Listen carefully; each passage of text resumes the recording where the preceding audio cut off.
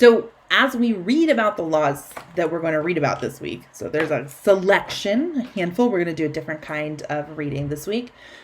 Bear in mind the question of what law is for, right? Law is not the simple codification of morality.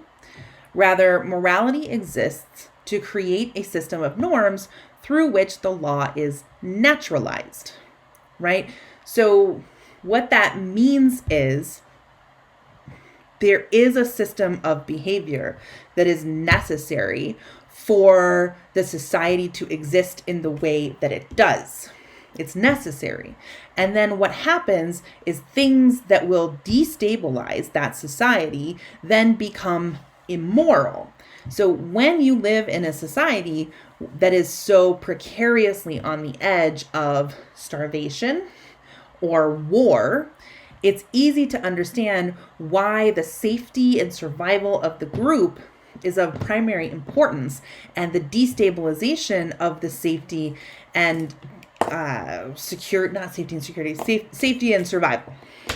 The safety and survival of the group, destabilizing that is a major infraction and must be stopped right away. So morality exists to maintain the stabilized order. So order comes from first the way of subsistence, and then that gets codified into religious practices. The religious practices then dictate morality, and then the morality and religious practices mirror the political systems, and they have a kind of feedback cycle in which the political systems will mirror the religious systems, and then the religious systems will start to mirror the changes in the political system, and so on and so forth, back and forth. So now it might make sense why in the earlier mini lecture, the king and the priests are at the top of the pyramid, because they control both what is right in the case of the priests and what is legal in the case of the king or the monarch or the chief or whoever, right? So the law then becomes the code that marks the transfer of power of enforcement to the state, by which I just mean the governing entity, right? So what happens is after we have these norms that are codified, which exist to keep the society stable, which is hard to do as it becomes increasingly stratified and class structured, and people become increasingly discontent. And then there's just the unpredictable stuff like floods and famines. And when people are suffering, they overthrow their rulers because obviously the ruler is not doing it well enough to keep them fed and safe. So when there is a system of laws, there is the need for a system of enforcement, right? So the law has no power if it cannot be enforced. And so it has to come along with a system that can ensure that behavior, not only that behavior is maintained according to the law, but that there is some sort of reaction when behavior is not according to the law.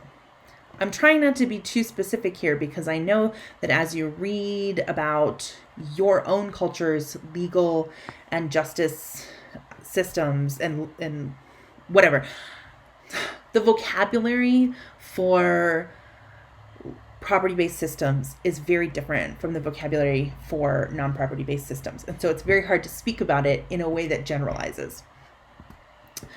So things to ask yourself this week. What is the relationship between law, the actual codes of behavior, and in the case of Hammurabi's code, the punishments that it doles out? What is the relationship between law and justice? Right? What is justice? And is the law always just? What is the relationship between law and peace? Is the law always here to keep the peace, right? Does it make sense to call soldiers peacekeepers?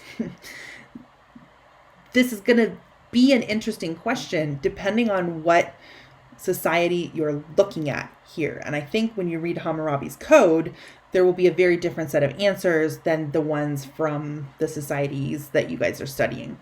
And the last question is, what is the relationship between law and power?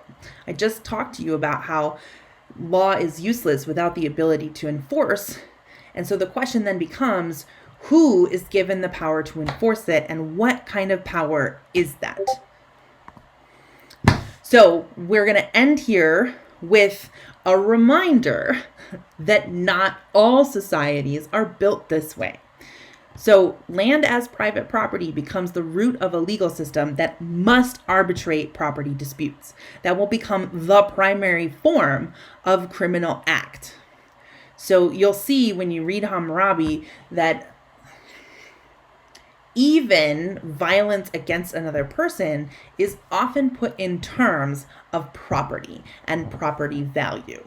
So pay attention to that as we're looking at our own cultures or your own culture's justice and legal system, laws, social order, system of social order. I really wish I would have come up with that before the end of this lecture. In systems that are not based on property, harms are considered to be against the community rather than against an owner of property. So without property, there can be no theft, which means that crimes, if you can think of them that way, more often they're considered harms.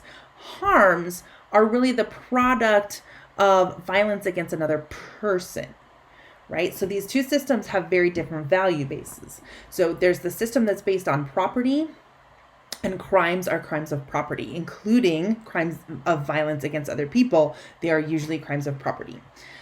There are a few exceptions, I will say, but there's that.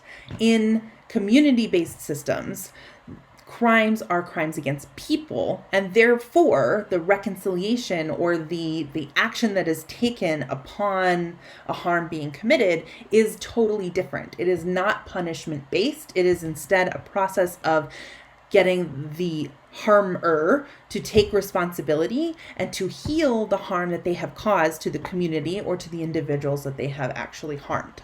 So the reduction of women to the status of property and the ownership of humans as chattel slavery are not possible in societies that are not based on private property. Indeed, many cultures that are focused more on community than ownership are actually matrilineal and matriarchal. So we find that our relationship to property and our relationship to law and our relationship to gender are all interrelated, because if there is no need for property inheritance and the ensuring of inheritance going to one's